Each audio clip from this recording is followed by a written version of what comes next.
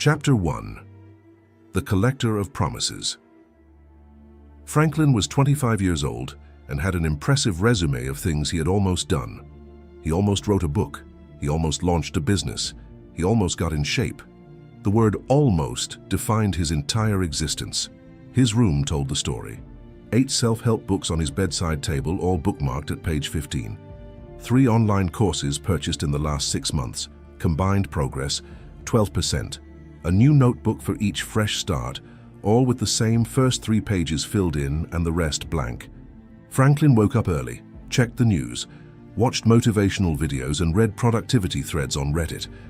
He was constantly consuming information on how to improve. The problem? He never applied anything. Every Sunday night, the ritual. Monday I really begin. New list, new planner, renewed energy. Tuesday morning, back to the same old routine. The worst part is that Franklin knew exactly what he needed to do. He knew he needed to wake up earlier. He knew he needed to write every day. He knew he needed to network. He knew, and he did nothing. Until one day, looking at his empty bank account at age 25, living in an apartment shared with 2 roommates working a job he hated, he had the question that would change everything. Why don't I get out of here? The obvious answer was lack of money. Lack of time, lack of opportunities. But deep down, Franklin knew the real answer was far more brutal. Chapter 2. The Dojo. Friday night, Franklin was browsing YouTube for the umpteenth time when he saw an ad he would normally ignore. A martial arts school 3 blocks from his house. Bushido Dojo, first month free. He almost closed his browser. Just another thing to add to his I'll do it someday list. But something about the website's design caught his eye. A simple phrase, "We don't teach movements, we teach execution." Monday morning, against all his usual routines, Franklin showed up at the dojo. 6 a.m. The place smelled of old tatami mats and incense. Absolute silence except for the sounds of people training. A man of about 60, thin with a presence that filled the entire space, approached. Master Minato. He didn't smile, didn't offer a warm welcome. He simply looked Franklin up and down and said, "Why are you here?" Franklin gave the rehearsed answer, "I want to learn martial arts, improve my discipline, you know how it is." Master Minato interrupted, "You came here because your life isn't progressing and you don't know why. You think you lack discipline, but that's not your problem." Franklin remained silent. "How many books on discipline have you read?" Master Minato asked. "About 5, 6. How many did you finish?" "How many did?" 2, maybe 1.5. "How many things from the books you've read have you applied for more than a week?" Silence. Master Minato continued, "You don't need more knowledge. You need to stop treating knowledge like garbage. Do you know the proverb, Buta ni Shinji?" Franklin shook his head. "In ancient Japan," Master Minato began to explain, "when samurai chose apprentices, they tested something specific. Not the candidate's intelligence, not their strength, but their ability to honor what they learned. A samurai who learned a technique and did not practice it religiously was considered worse than an ignorant person, because he was showing disrespect to the pearls of wisdom." Chapter 3. The Brutal Truth. "Sit down." Master Minato pointed to the tatami mat. Franklin sat down. "Buta ni Shinji means casting pearls before swine. You take something precious, knowledge that masters took decades to refine, and throw it into the mud of your procrastination. Every course you buy and don't finish, every book you abandon in Chapter 3, every technique you learn and don't practice, you are trampling on pearls." Franklin felt the weight of the truth. He had never thought about it that way before. "But here's what will hurt the most," Master Minato continued. "You complain that you don't have opportunities, that you lack luck, that life is difficult.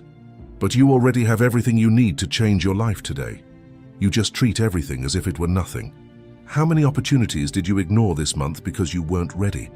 How many ideas did you have and let die because you needed to research more first? You are not a victim of lack of opportunity. You are a victim of lack of execution."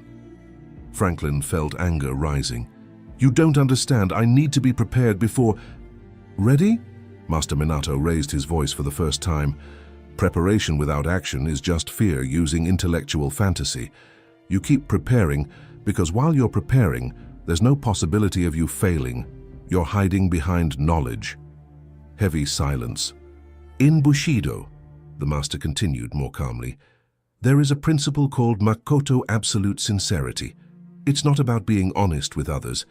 It's about being brutally honest with yourself. And the honest truth about you, Franklin, is that you're afraid. Afraid of trying and failing, so you collect knowledge as if you're going to do something with it someday. But someday never comes. Franklin looked at the floor. Everything hurt because it was true. Do you want to stay here? Master Minato asked. Try. So, I'm going to make you an offer.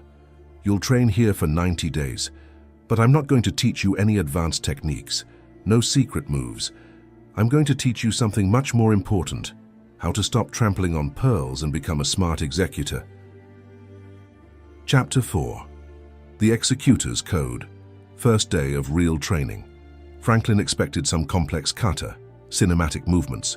What he got was a list on paper. The 5 principles of Bushido applied to practice. First principle, Makoto, sincerity, honor what you learn. Second principle, Rei, respect, apply before seeking more. Third principle, Chugi, loyalty, commit deeply to a practice. Fourth principle, Meiyo, honor, do what you promise. Fifth principle, Jin, benevolence, share only what you have mastered.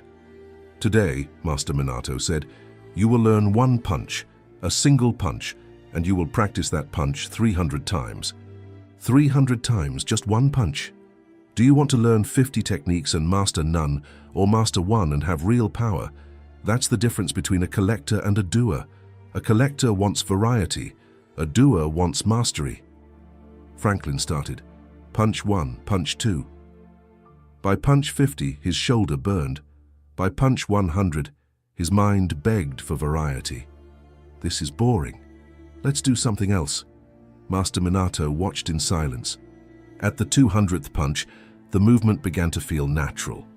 At the 300th punch, Franklin had forgotten to count. His body just executed. Do you feel the difference? Master Minato asked. Between knowing how to throw a punch and actually throwing a punch? You've gone from knowledge to embodiment, that's execution. But Master Minato knew that repetition alone wouldn't be enough.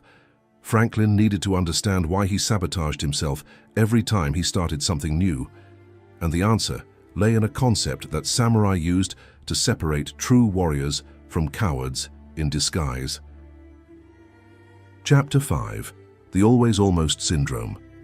Week 2. Franklin was excited. He had practiced every day. He woke up early, went to the dojo, and trained. Finally, he was doing something real. Then he received an email.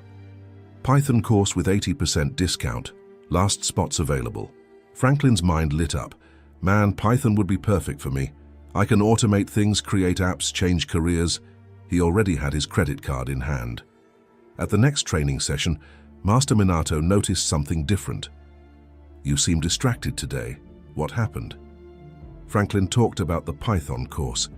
It's an incredible opportunity and... Did you finish the last course you bought? Silence. Have you completely mastered what I taught you this week? More silence. You're doing exactly what pigs do with pearls, Master Minato said. You've barely begun to incorporate one piece of knowledge, and you already want another. I call that Shoshin. Poorly applied Shoshin is a beginner's mind, always open to learning. But you don't have a beginner's mind. You have a tourist's mind, always visiting, never living here. There is a principle that you need to understand. Chugi loyalty. In the samurai code, it's not just loyalty to the master or the clan, it's loyalty to the practice. When you commit to something, you don't abandon it when it gets difficult or when something more interesting comes along. Franklin defended himself. But what if I'm practicing the wrong thing? What if Python is better for me than martial arts? So you'll figure that out after you've mastered what you're doing now, not before. Do you know the difference between you and someone successful?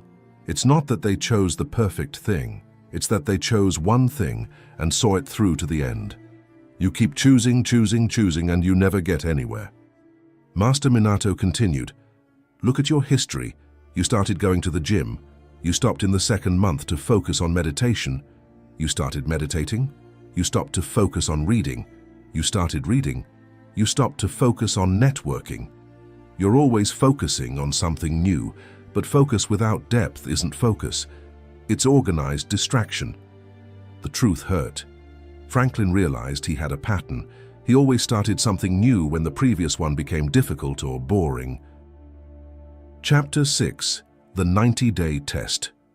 Here's what's going to happen, Master Minato declared. You're going to do that is, folks. In Zen temples, Ango is a period of intensive seclusion. 90 days of uninterrupted practice of the same thing. No variety, no exploring other options. Just absolute depth. 90 days doing the same thing? Franklin was horrified. Not the same thing. The same practice taken to levels you can't even imagine exist. You think you know how to throw a punch because you've practiced 300 times, but I've thrown the same punch 100,000 times. Do you think the difference is small? The difference is that your punch is an imitation, and mine is an extension of my body. Master Minato picked up a piece of paper. Right here, I commit to training in this dojo 6 times a week for 90 consecutive days, without exception. Sign it, take a picture, post it on your social media. Why on social media? Because while it's private, you'll be negotiating with yourself. When it's public, your brain will understand that if you break the commitment, it's a threat to your reputation, and humans would rather die than lose social status. Use that to your advantage. Franklin hesitated. 90 days was a long time. What if he got sick? What if he had to travel? Every excuse that's going through your head right now, Master Minato said, is the same excuse that made you abandon everything you started before. You want different results? Do things differently. Write it down, sign it, post it. Franklin wrote it. He signed it, he photographed it, he posted it. The comments started immediately. Dude, 90 days without fail, very ambitious. You always start like this and give up. Let's see if it lasts 2 weeks. Perfect. Every doubting comment was fuel for the fire. Chapter 7.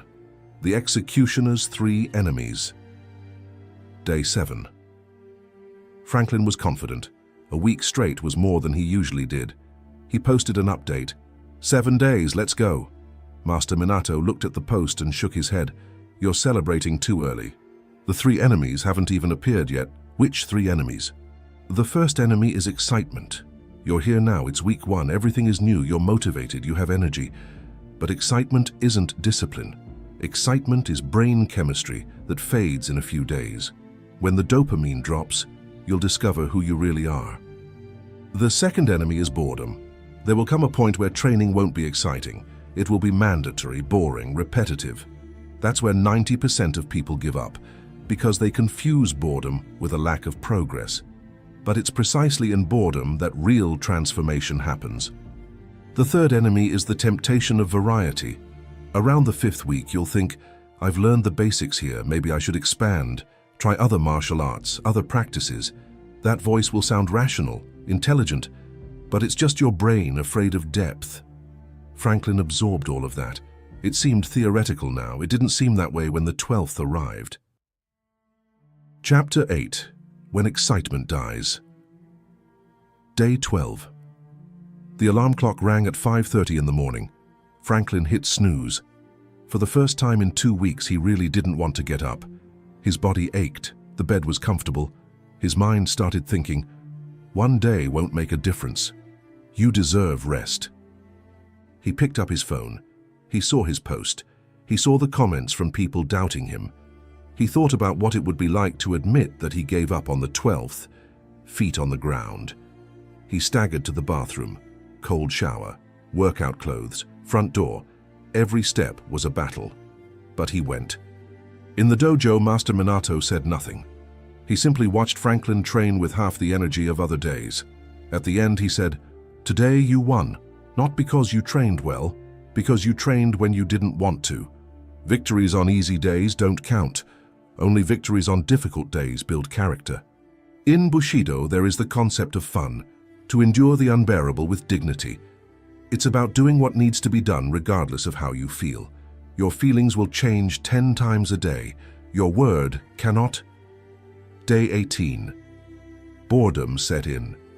Franklin was in the middle of training and thought, this again, the same old routine? His mind searched for any variation, any novelty to break the monotony. Master Minato understood. Want to know a secret? Masters aren't people who never get bored. They're people who keep going when they're bored. Boredom is just a test. It's asking, do you really want this? Or do you just want the thrill of starting new things? Samurai practiced the same kata 1,000 times, not because it was fun, because they knew that deep incorporation requires repetition beyond the point where it becomes interesting. It is in boredom that amateurs give up and masters are forged. Chapter 9. The Temptation of Almost Good Enough. Day 35. Franklin was doing much better, technically sound. He wasn't making any more basic mistakes. And that's exactly when the temptation arrived. Inbox. Krav Maga seminar this weekend. Real self-defense techniques. Franklin's mind lit up. That makes sense. I've already learned the basics here. Krav Maga would be complementary. I wouldn't be abandoning martial arts, just expanding. He showed it to Master Minato. You're on day 35 of 90. You haven't even reached the halfway point, and you already want to expand? The master's tone was harsher than usual. That's not a thirst for knowledge. It's a fear of commitment. But I've already learned a lot here. Did you learn it? Or did you practice long enough not to be embarrassing? There's a huge difference between Shu and Ha.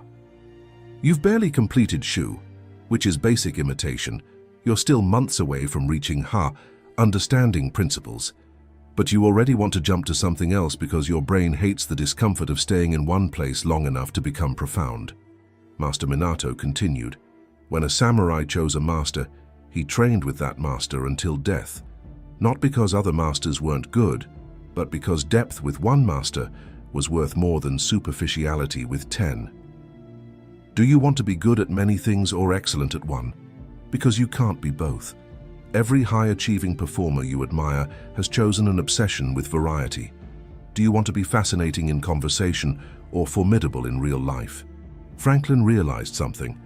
He always admired people who were truly exceptional at one thing, but he himself always tried to master several different areas and ended up being mediocre at everything. What if I'm choosing the wrong thing? Franklin asked.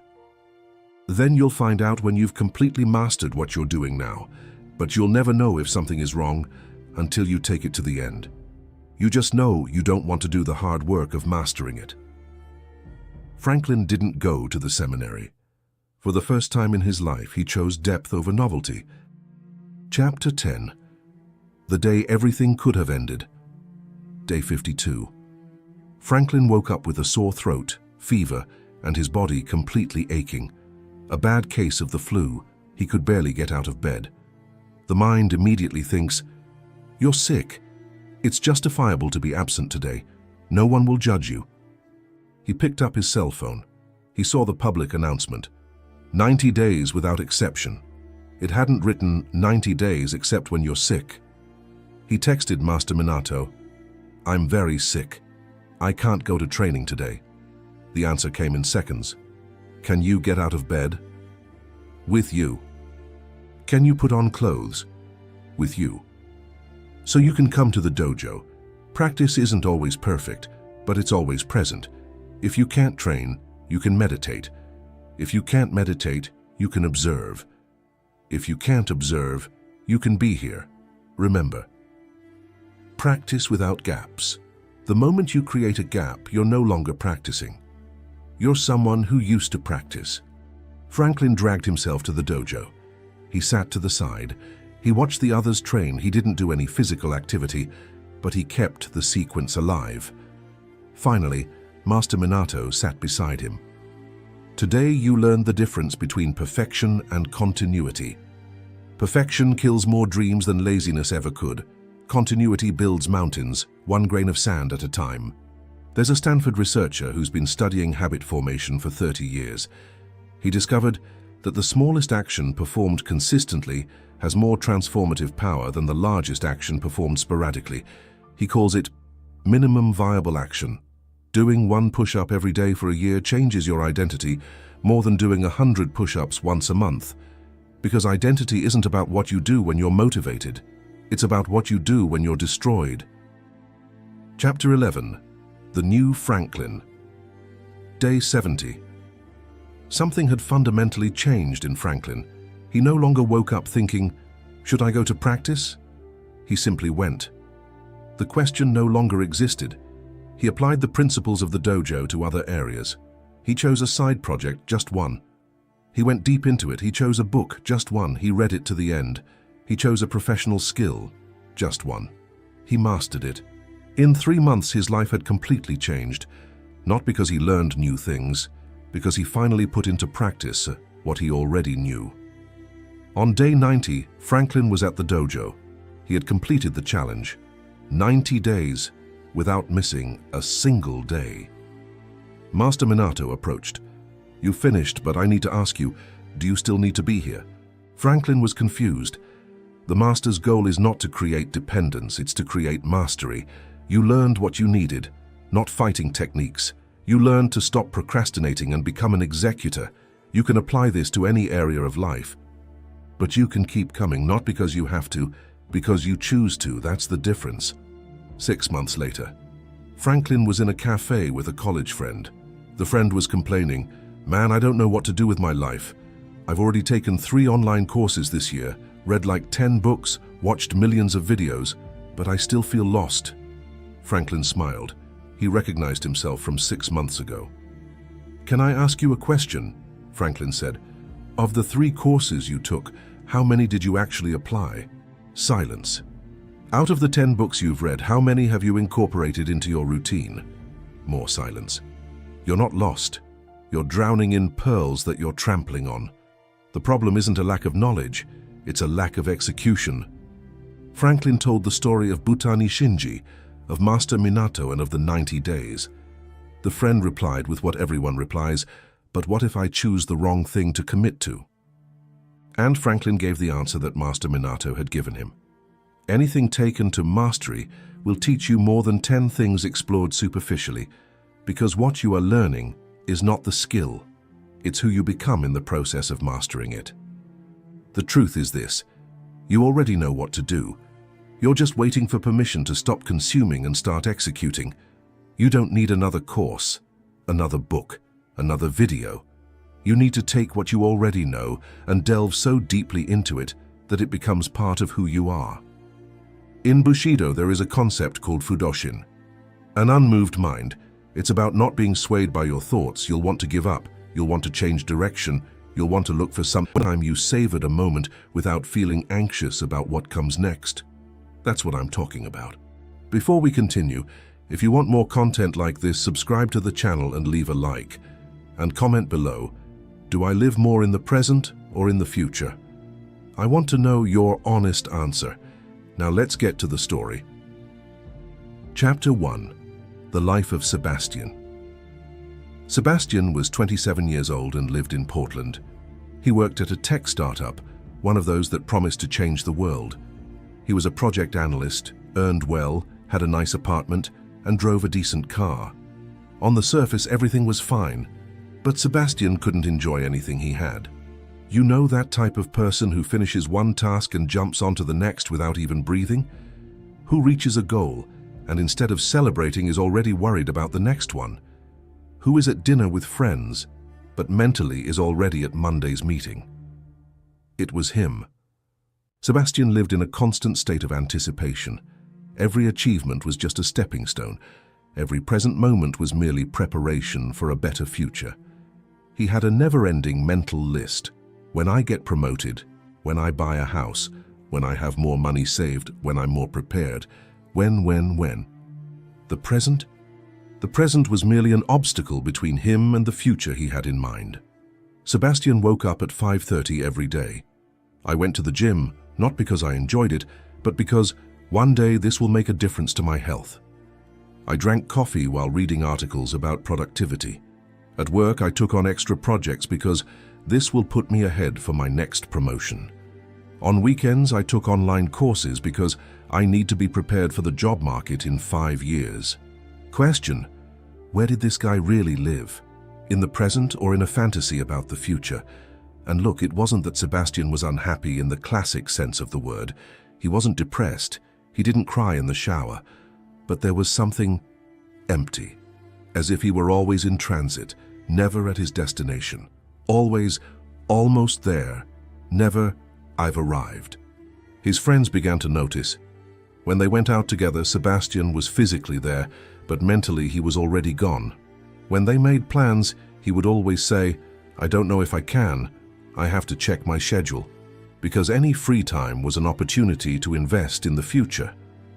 There was one time his mother called him on his birthday. They talked for 10 minutes. After she hung up, Sebastian couldn't remember what they had talked about, because while she was talking, he was checking emails on his computer. His life was a race. But where to? He didn't even know anymore. Oh. Chapter 2. The Breakdown. Then what had to happen, happened. Sebastian had spent 6 months working on a massive project. All-nighters, sacrificed weekends, postponed vacations. All because he was sure, that this project would secure his promotion. He had calculated everything. This was the big move that would change his career. The project was a success. The company saved almost $1 million. Everyone praised it. His boss patted him on the shoulder and said, "Great job, Sebastian." And then, 2 weeks later, they announced the promotion. They gave it to someone else. Not because Sebastian didn't deserve it, but because the other guy had a better cultural fit with the leadership team. Translation, he was a friend of the director. Sebastian was in shock. It couldn't be. He had done everything right. He had planned everything. He had sacrificed everything. That night he sat on the sofa in his apartment and looked around. The place was clean, organized, everything in its place. But it seemed lifeless. There wasn't a single picture on the wall. There wasn't a mess to indicate that someone actually lived there. It was like a hotel room, a place of transit. And that's when it hit me. Sebastian realized that he had spent the last few years of his life waiting for the right moment, waiting for the great achievement, waiting to be happy, later. And the later never came, because there was always another later ahead. He looked at his phone. He had dozens of unanswered messages, friends who had given up trying to call, an ex-girlfriend who had broken up with him because, in her words, it's like dating a ghost, a brother who had had a baby and he had barely visited.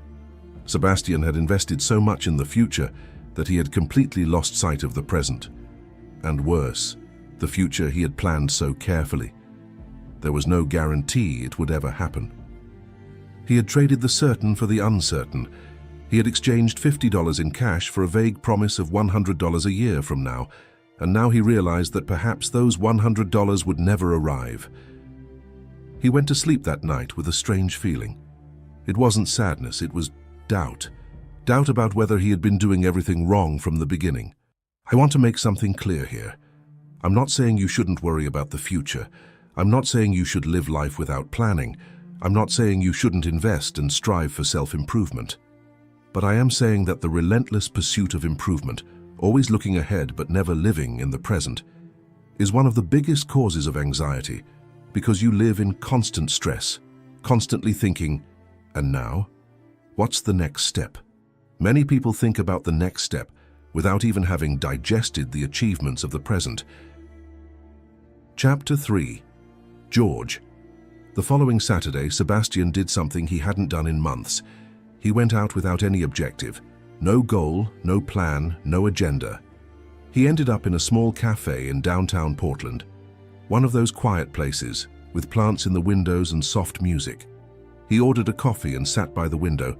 That's when he noticed the gentleman at the next table. He was about 70 years old, with white hair, simple but well-kept clothes. The man was there alone, drinking tea and reading an old book. But what caught Sebastian's attention was his expression. The old man seemed at peace, as if he had no hurry, no worries, no place to be but right there. Sebastian couldn't help it. "Sorry to bother you," he said, "but you seem very calm. What's the secret?" The old man looked at him, gave a half smile and said, "Secret? I have no secret. I'm just here." "Is he the only one here?" "Yes, here, in this cafe." Right now. I'm not thinking about yesterday. I'm not planning for tomorrow. I'm just here. Sebastian was about to reply with something ironic, like, it must be nice to be retired, but something in the old man's expression made him fall silent. May I sit down? Sebastian asked. Of course. And that's when a conversation began that would completely change Sebastian's perspective on life. The old man's name was George. He had been an engineer, had worked all his life, raised 3 children. But I only discovered how to truly live after I turned 60. I was just like you, George said, looking deep into Sebastian's eyes. I could see it in your face. You're always thinking about the next step, aren't you? Sebastian felt as if someone had read his mind. How do you know? Because I used to be like that. I spent 40 years of my life postponing things, always thinking that happiness lay in the next achievement, the next job, the next trip I would take someday. You know what happened? What? I woke up at 58 and realized I had missed my children's lives. I had missed moments with my wife. I had lost the taste of things because I was always thinking about tomorrow. Sebastian swallowed hard. And how did you change that? George pulled an old piece of paper from his wallet. It had a handwritten phrase in Japanese with the translation underneath. Asu no hyaku yori kyu no go ju. 50 today is better than 100 tomorrow. I learned this from a Japanese colleague years ago, George explained. But I only truly understood it when I almost lost my wife. She had a health scare, and then it hit me. I had spent decades planning a future with her, but I hadn't lived the present with her. And what does that phrase mean exactly? It means that having $50 in your pocket today is worth more than the promise of 100 tomorrow, because tomorrow is uncertain. And while you wait for the $100 of the future, you are wasting the $50 of the present. Sebastian remained silent. It's not about being irresponsible or stopping planning, George continued. It's about valuing what you have now. It's about realizing that life isn't about the destination. Life is about the journey. And if you're always rushing toward the next destination, you never truly live. That hit Sebastian like a punch to the gut, because that was exactly what he was doing. He had sacrificed the entire present in the name of a future that might never come, or that, when it did come, would only be another step towards another future. And how do I do that? Sebastian asked, and this time there was a real urgency in his voice. George smiled. You start by asking, what do I have today that I'm ignoring because I'm thinking about tomorrow? Chapter 4. Change. Sebastian left that coffee changed. It wasn't a magical transformation, like waking up transformed, but it was as if a light had been switched on in a room that had been dark for years. He started small. The next day, instead of waking up at 5:30 in robot mode, he woke up, stretched, and actually paid attention to the sunlight coming through the window. Sounds silly? Maybe, but it was something he hadn't done in years. At breakfast, he put his phone down. He just ate. He savored the taste of the coffee. He realized he had forgotten what it was like to do just one thing without mental multitasking.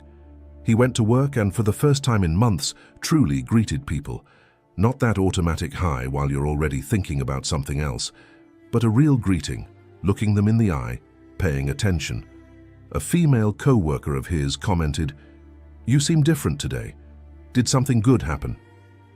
And Sebastian realized, yes, it had happened. He had awakened to the present, but the real change wasn't immediate. It was a process, because unlearning years of anxiety about the future doesn't happen overnight. There was a moment, about 2 weeks later, that truly tested him. His boss called him into a meeting and offered him a new project, a big project that would require weekends and nights, and which, who knows, might open doors in the future. The old Sebastian would have accepted immediately, but this time he stopped and thought, what am I sacrificing today for this promise of tomorrow? And the answer was clear. He had arranged to spend the weekend with his brother and nephew, whom he barely knew. He had finally decided to take that trip to the forest that he had always postponed. He had real plans in the present. Can I think about it and get back to you tomorrow? Sebastian said. The boss was surprised. Sure, but it's a good opportunity, isn't it? I know, I just need to evaluate it properly. That night, Sebastian applied what George had taught him. He didn't think about what this might bring me in 6 months. He thought about what this will cost me today, now, this week, and he decided to refuse. It was one of the hardest decisions of his life, because everything inside him screamed, "You're throwing away an opportunity." But a new, calmer voice said, "You're choosing 50 today, instead of betting on 100 tomorrow." Chapter 5. The Fruits of the Present. Do you know what happened after Sebastian turned down the project? Nothing catastrophic. The world didn't end. He wasn't fired. He didn't go bankrupt. In fact, something happened that he didn't expect. He felt lighter. He spent that weekend with his brother and nephew. They played, laughed, and truly talked. And when Sebastian held his 4-year-old nephew in his lap, he realized, if I had accepted that project, I would have missed this. And this will never come back. This moment, this hug, this laugh, it's now or never. It's laugh. He went on a trip to the forest, alone, without a cell phone, without signal, without emails, without anything. Just him and nature. At first, it was unsettling. His mind wouldn't stop racing. I should be doing something. I'm wasting time. This isn't going to get me anywhere. But on the second day, something changed. He was sitting on a rock, looking at a stream, and simply, he stopped. He stopped thinking about the past. He stopped planning the future, and he stayed there, present, real, alive. And for the first time in years, Sebastian felt true peace. When he returned, things at work remained the same. But he was different. He had learned something that no one had taught him in school, in college, in any productivity course: the value of now. He began applying asu no hyaku yori kyu no go ju to everything. When he reached a goal at work, he would stop and celebrate. Truly. He would call the team together, thank them, acknowledge their achievement. He didn't jump straight to the next objective. When he went out with friends, he'd put his phone down, he'd talk, he'd laugh, he'd be present. And you know what happened? People started wanting to be closer to him because he had become real again. He started cooking, not because one day this will be useful, but because he enjoyed the process. The smell, the taste, the act of creating something with his own hands. He started playing the guitar again, something he had given up years ago because it wasn't leading anywhere. He played badly, but he was present in it, and that was enough.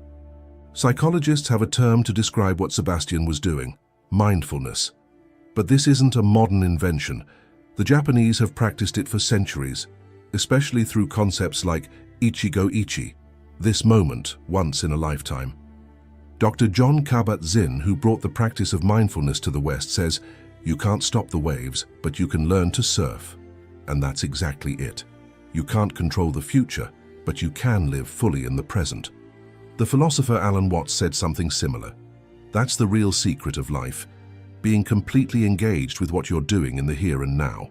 And instead of calling it work, realizing that it's play. And the Japanese? They take this so seriously that they have dozens of proverbs on the subject. Asu no hyaku yori kyu no go ju is just one of them. Another famous one is ichi go ichi e, each encounter only once. It means that each moment is unique and will never be repeated exactly the same way. Think about it. You'll never have this day again, this hour, this minute. So why waste it thinking about a tomorrow that may never come? Chapter 6. The Profound Change. 6 months had passed since the encounter with George at the cafe. Sebastian had changed so much that the people around him noticed. His ex-girlfriend Rachel sent him a message. "Hi, I saw your photos on Instagram. You seem happy, really. What happened?" They arranged to meet for coffee. Rachel was impressed by his transformation. "You're different now. Before you were always distant. Even when you were with me, it was like your mind was somewhere else." Sebastian nodded. "That's right. I was always thinking about the next step, never about the step I was taking. And what has changed? I learned that 50 today is worth more than 100 tomorrow." Rachel frowned. "What does that mean?" And Sebastian explained. He spoke about George, about the Japanese concept, about how he had spent years accumulating life debts, lost moments, postponed experiences, neglected people, all in the name of a future that never arrived. "You know what I realized," Sebastian said, "that I was living as if life were a race to a prize at the end. But there is no prize, there is no finish line. Life is the whole journey, and I was running so fast that I didn't see anything around me." Rachel was silent for a moment, processing. Then she asked, "And are you happy now?" Sebastian pondered the question. "Happy? I don't know if a permanent state of happiness exists, but I am present. I am truly living, and that's better than any happiness I imagined for 5 years from now." They never got back together, but that conversation stayed with them both, because Rachel was also living on autopilot, planning, waiting, postponing. And Sebastian realized something important. He wasn't alone. Almost everyone he knew lived like this, anxious about the future, trapped in the past, never truly present in the present. At work, Sebastian began to influence the people around him, not in a boring way, not by preaching, but through example. When a colleague was stressed about a deadline, he would ask, "Okay, but what can you do today, right now, at this moment?" It was incredible how that simple change of focus reduced the anxiety, because anxiety comes from projecting into the future, from "what if I don't succeed? What if it goes wrong? What if I'm not good enough?" But when you focus on the present, all that's left is action, and action reduces anxiety. Chapter 7. The Wisdom of the Proverb. But there's one thing Sebastian took a while to understand about Asu no Hayaku Yorikyu no Goju, and that's the part that many people miss. It's not about being irresponsible. It's not about throwing all planning out the window and living solely on impulse. Those who follow this proverb are not stupid or reckless. These people plan, save, think about the future. The difference is that they don't sacrifice the present on the altar of the future. Let me explain better. Sebastian still had goals. He still wanted to advance in his career. He still saved money, but he had learned to do it without losing sight of the present. For example, he continued going to the gym, but now he wasn't going thinking, "This will give me health in 20 years. He went and enjoyed the workout. He felt his body, enjoyed the process. The future was a consequence, not the main objective. He continued to work well, delivering projects, but he was no longer obsessed with the next promotion. He did a good job because it was his job. Now, present. The promotion would come or it wouldn't, and that was okay. And you know what happened? 8 months after that project he turned down, they offered him a better promotion because he had become a better employee, not because I was desperate to grow, but because I was present in what I did. It's a crazy paradox. When you stop desperately chasing the future finds you in a more natural way. Another insight Sebastian had. He realized that his obsession with the future was actually an escape from the present, because the present is sometimes uncomfortable, it's uncertain, it's imperfect. It's easier to live in the fantasy of, "When I achieve that, then I'll be happy," than to face the fact that you can be happy now, with what you have, imperfect as you are. George was right. Life isn't about the destination. Life is about the journey. And Sebastian had spent years running so fast toward the destination that he'd forgotten to look at the scenery. So let's recap everything we've seen here. Sebastian was a guy who lived anxiously, thinking about tomorrow, always planning, always preparing, always waiting for the right moment to be happy. Until he lost a promotion he was sure would be his, and that made him question everything. He met George, who taught him a Japanese concept that said, 50 today is better than 100 tomorrow. The idea that it's better to have something real and concrete now than a vague promise in the future. Sebastian learned that he had spent years accumulating life debts, missed moments, postponed experiences, neglected people, all in the name of a future that might never come. And he decided to change. It started small. Paying attention at breakfast, truly talking to people, putting down his cell phone, enjoying the moments. He turned down an important project to spend time with his family. He went on a solo trip to the forest, and he discovered something revolutionary.